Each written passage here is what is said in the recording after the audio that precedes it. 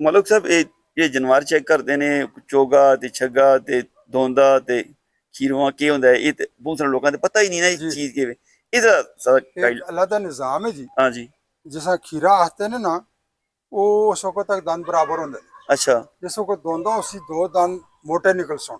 अच्छा फिर अगे चोगा जिस वक्त उसी फिर 4 दान बड़े निकल सोन। फिर छिगा उसी फिर 6 दान बड़े निकल सोन। अगला तो उतरता जुलसी पिछों नवा आंदा जुलसी। इस तो अलावा कोई उसका अच्छा। सिलसिला नहीं होकर ना। मसलन ये अगर तुसी देखो ये जानवर खीरा है अच्छा सारे दान बराबर ने। हाँ जी ठीक है जी सही सारे छोटे छोटे ने बराबर ने। शुरू दे दान तुसा देखे ने सारे बराबर। बराबर ने सारे ठीक है जी जो जो जानवर की उम्र ज्यादा होसी अच्छा पिछले दान उससे बड़े होंगे जुलसों। हाँ जी ये देखो ये 4 दान है। ये फ्रंट वाले फ्रंट वाले 4 बड़े ने जी जी जी बाकी छोटे ने। छोटे ने हाँ जी ठीक है जी सही ये पहले 2 निकल सोन हाँ हाँ फिर 4 निकल सोन फिर अच्छा। 6 निकल सोन फिर कन्या वाले 8वें जो दान होंगे ना हाँ, वो हाँ। निकलते हैं।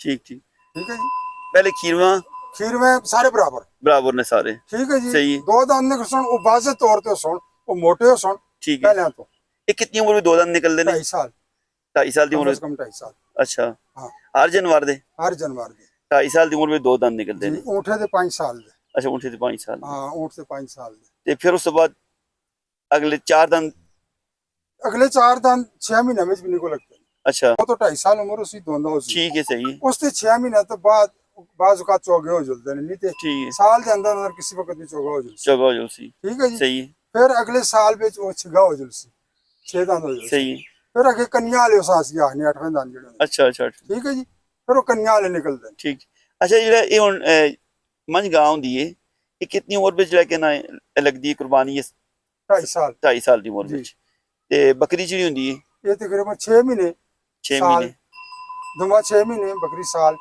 ठीक या है उससे बराबर होवे।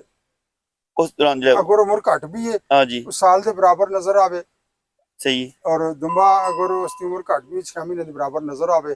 हाँ जी ठीक हो तो सा मसला पता ही है। ठीक है बिल्कुल ठीक है ठीक है जी इधर अवाम दी रहनुमाई है हाँ तो ऊँट दोंदा दोंदा उसी 5 साल 5 साल दी उम्र हाँ विच वो कुर्बानी 5 साल का लग सी। ठीक ठीक चलो जी वाल बात है कुछ थैंक यू जी